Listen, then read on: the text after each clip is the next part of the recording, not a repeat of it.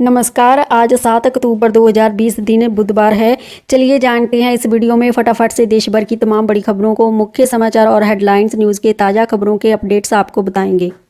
GST बैठक के बाद वित्त मंत्री का ऐलान। 15 अक्टूबर से एसओपी के साथ खुलेंगे स्कूल। कृषि कानूनों के विरोध में कांग्रेस की खेती बचाओ यात्रा। पैसेंजर के बाद अब चलेगी प्राइवेट मालगाड़ी। पेंशन के लिए 7 साल की शर्त खत्म। भारत में बढ़ता जा रहा है कोरोना। जीएसटी बैठक के बाद वित्त मंत्री का ऐलान। राज्यों को मिलेंगे 20,000 करोड़ रुपए। जी हां, जीएसटी काउंसिल की बैठक में कई महत्वपूर्ण फैसले लिए गए। बैठक के बाद वित्त मंत्री निर्मला सीतारमण ने प्रेस कॉन्फ्रेंस में बताया कि राज्यों को 20,000 करोड़ रुपए का जीएसटी भुगतान कर दिया जाएगा। केंद्र को कंपेंसेशन सेस से मिले 20,000 करोड़ रुपयों का वितरण राज्यों के बीच किया जाएगा। उन्होंने कहा है कि बैठक में केंद्र के प्रस्ताव से 20 राज्य सहमत थे, लेकिन कुछ राज्यों ने प्रस्ताव को ठुकरा दिया। एक तरह से बैठक में जीएसटी मुआवजा का मुद्दा सुलझ नहीं पाया। वित्त मंत्री ने कहा कि आगे बैठक में फिर अनसुलझे मुद्दों पर बात होगी। शिक्षा मंत्रालय ने स्कूलों के लिए एसओपी जारी की। 15 अक्टूबर से खुलेंगे स्कूल। जी हां, शिक्षा मंत्रालय ने स्कूलों को फिर से खोलने के लिए सोमवार को स्टैंडर्ड ऑपरेटिंग प्रोसीजर एसओपी जारी किए। एसओपी का पहला हिस्सा स्वास्थ्य, सफाई और सुरक्षा के बारे में है। दूसरे हिस्से में सोशल डिस्टेंसिंग को ध्यान में रखते हुए एकेडमिक पहलुओं पर जोर दिया गया। शिक्षा मंत्री रमेश पोखरियाल ने कहा, मुझे उम्मीद है कि राज्य इस एसओपी का अच्छे से पालन करेंगे। किसी भी छात्र को जबरदस्ती स्कूल नहीं बुलाया जाएगा। खेती बचाओ यात्रा पटियाला में बोले राहुल गांधी। जी हां, मोदी सरकार द्वारा लाए गए 3 नए कृषि कानूनों के विरोध में कांग्रेस नेता राहुल गांधी ने पंजाब में खेती बचाओ यात्रा शुरू की। मंगलवार को यात्रा के तीसरे और आखिरी दिन राहुल गांधी पंजाब और हरियाणा में ट्रैक्टर रैली की। रैली से पहले राहुल गांधी ने पटियाला में पंजाब के मुख्यमंत्री कैप्टन अमरिंदर सिंह के साथ संयुक्त प्रेस कॉन्फ्रेंस की। पटियाला सर्किट हाउस में प्रेस कॉन्फ्रेंस के दौरान कृषि कानूनों, सीमा पर चीन से तनाव और हाथरस केस को लेकर केंद्र की मोदी और यूपी की योगी सरकार पर हमला बोला।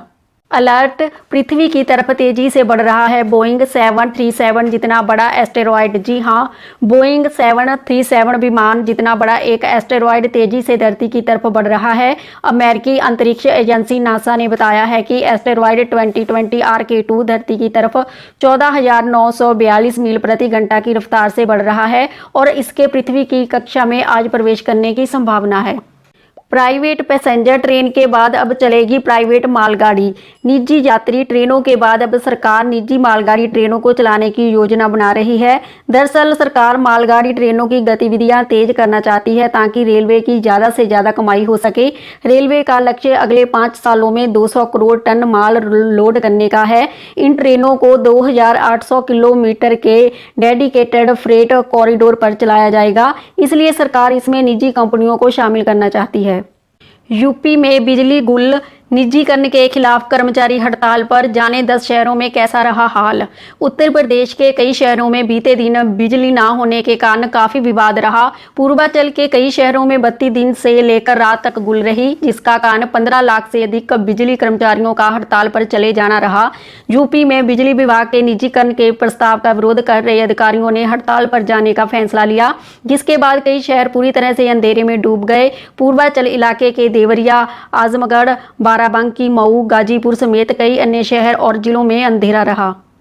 खबरों को आगे और विस्तार से देखने के लिए आप हमारी वीडियो को पूरा देखें और हमारी वीडियो को लाइक, शेयर और सब्सक्राइब करना ना भूलें। भारत में कोरोना के मामले 67 लाख के करीब। एक दिन में 884 लोगों की हुई मौत। जी हां, भारत में कोविड-19 के नए मामलों की संख्या में वृद्धि जारी है। सुबह 8 बजे जारी किए गए स्वास्थ्य मंत्रालय के आंकड़ों के मुताबिक देश में कोरोना से संक्रमण के कुल मामलों की संख्या 66,85,083 हो गई है। पिछले 24 घंटों में देश में कोरोना से संक्रमण के 61,267 नए मामले सामने आए। इस समय देश में कोरोना के 9,19,083 एक्टिव मरीज हैं। कोरोना संक्रमित मरीजों की संख्या के हिसाब से अमेरिका के बाद भारत दुनिया में सबसे प्रभावित देश है। पिछले 24 घंटों में कोरोना से 884 लोगों की मौत हो गई है। देश में घातक कोरोना वायरस से अब तक 1,03,569 लोगों की मौत हो चुकी है।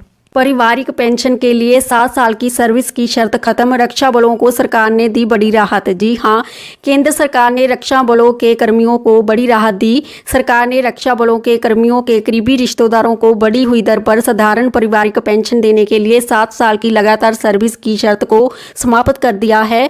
5 अक्टूबर 2020 को जारी सर्कुलर में सरकार ने 7 साल लगातार सर्विस की शर्त को खत्म कर दिया है। 15 अक्टूबर से खुलेंगे सिनेमा हॉल, फिल्म देखने के लिए मानने होंगे ये नियम। जी हां, सरकार के अनलॉक 5 में 15 अक्टूबर से सिनेमाघरों के खुलने की घोषणा कर फिल्म इंडस्ट्री के लिए बड़ी खुशखबरी का ऐलान किया। दर्शकों के लिए सिनेमाघर में फिल्म देखने के लिए जरूरी गाइडलाइंस जारी किए हैं। ये गाइडलाइंस सभी के लिए आवश्यक हैं। मल्टीप्लेक्स 50% ऑडियंस के साथ ही खोला जाएगा। सभी दर्शकों को मास्क लगाना जरूरी है। एक सीट छोड़कर दर्शकों को बैठना होगा। शिफ्ट और स्लॉट की अनाउंसमेंट की जाएगी। ऑनलाइन बुकिंग करने की कोशिश करें। ट्विटर का बेहतरीन विकल्प है स्वदेशी ऐप को 10 लाख से अधिक बार हुआ डाउनलोड। जी हां, अगर आप ट्विटर अच्छे विकल्प की तलाश में है तो स्वदेशी ऐप को ट्राई कर सकते हैं। ट्विटर जैसे फीचर्स के साथ आने वाले इस ऐप को गूगल प्ले स्टोर पर 10 लाख से अधिक बार डाउनलोड किया जा चुका है। दरअसल ये न्यूज़ और opinion sharing micro blogging platform है, जहाँ पर न्यूज़ और विभिन्न मुद्दों पर चर्चा कर सकते हैं। WHO ने बताया अभी कितने महीने और रहेगा कोरोना वायरस का प्रकोप। जी हां, WHO ने कहा है कि दुनिया भर में हर 10 में से एक व्यक्ति कोविड-19 संक्रमित हो सकता है। WHO के शीर्ष अधिकारी ने कहा है कि अनुमान के मुताबिक दुनिया की जनसंख्या का बड़ा हिस्सा जोखिम में है। WHO के हेल्थ इमरजेंसी प्रोग्राम के कार्यकारी निर्देशक माइक रियान ने कहा, अभी आगामी 10 महीने और यह संकट खत्म होने का कोई संकेत नहीं है। कई देशों में कोरोना वायरस नियंत्रण के लिए लगाए गए प्रतिबंधों में ढील के बाद सेकेंड वेव आ रही है, इसमें संख्या बढ़ रही है। स्विगी से मंगा सकेंगे अपनी पसंद का स्ट्रीट फूड, सरकार ने शुरू किया पायलट प्रोजेक्ट। जी हां, केंद्र सरकार ने सड़क किनारे खाने पीने का सामान बेचने वालों को ऑनलाइन प्लेटफॉर्म के जरिए मार्केट उपलब्ध कराने के लिए बड़ा कदम उठाया है। आवास और शहरी कार्य मंत्रालय ने PM स्वनिधि योजना के तहत स्ट्रीट फूड वेंडर्स को ऑनलाइन प्लेटफॉर्म के जरिए मार्केट उपलब्ध कराने के लिए स्विगी के से हाथ मिलाया है। पायलट प्रोजेक्ट के तौर पर यह सुविधा 5 शहरों अहमदाबाद, चेन्नई, दिल्ली, इंदौर और वाराणसी के स्ट्रीट फूड वेंडर्स को मिल सकेगी। सरकार के इस कदम से लगभग 50 लाख स्ट्रीट फूड वेंडर्स को फायदा मिलने की संभावना है। पेप्सी को का नहीं रहेगा माउंटेन ड्यू, मैगफास्ट ने जीती कानूनी लड़ाई। जी हां, माउंटेन ड्यू के स्लोगन डर के आगे जीत है को लेकर लगातार आगे बढ़ रही पेप्सी को एक बड़ा झटका लगा है। माउंटेन ड्यू टाइटल को लेकर कानूनी लड़ाई लड़ रही पेप्सी को मैगफास्ट बेवरेज के दामों के आगे हार गई है। बता दें कि एक अन्य पेय पदार्थ बनाने वाली कंपनी मैगफास्ट ने पेप्सी को ट्रेडमार्क इस्तेमाल करने के मामले में कानूनी शिकस्त दी है। मैगफास्ट बेवरेज कंपनी को ट्रेडमार्क माउंटेन ड्यू इस्तेमाल करने की मंजूरी मिल गई है। भारत चीन सीमा तनाव के बीच ब्रिक्स शिखर सम्मेलन में मिलेंगे PM मोदी और शी जिनपिंग। भारत और चीन के बीच लद्दाख में चल रहे तनाव के बीच चीनी राष्ट्रपति शी जिनपिंग और भारतीय राष्ट्रपति नरेंद्र मोदी की मुलाकात होने जा रही है। अगले महीने 17 नवंबर से शुरू हो रहे ब्रिक्स सम्मेलन में ये दोनों नेता वर्चुअली मिलेंगे। ब्रिक्स देशों में ब्राजील, रूस, भारत, चीन और दक्षिण अफ्रीका है। इस बार ब्रिक्स देशों में नेताओं की बैठक का विषय partnership for global stability, shared security and innovative growth होगा। अस्पताल से व्हाइट हाउस लौटे डोनाल्ड ट्रंप, मास्क हटाया और कहा कोरोना से डरने की जरूरत नहीं। जी हां, कोरोना वायरस का इलाज करा रहे अमेरिकी राष्ट्रपति डोनाल्ड ट्रंप अस्पताल से व्हाइट हाउस पहुंच गए। बताया जा रहा है कि ट्रंप पूरी तरह से कोरोना से ठीक नहीं हो पाए, मगर उनकी तबीयत में काफ़ी सुधार हुआ। इसी वजह से उन्हें अस्पताल से छुट्टी दी गई। उधर व्हाइट हाउस पहुंचते ही मास्क उतार कर राष्ट्रपति ट्रंप ने यह संदेश देने की कोशिश की कि वह पूरी तरह से ठीक हो गए, जबकि उनका इलाज कर रहे डॉक्टरों ने उनकी पूरी तरह से ठीक नहीं होने की बात कही है। अगर हमारी वीडियो पसंद आई तो इसे लाइक, शेयर और सब्सक्राइब कर दें।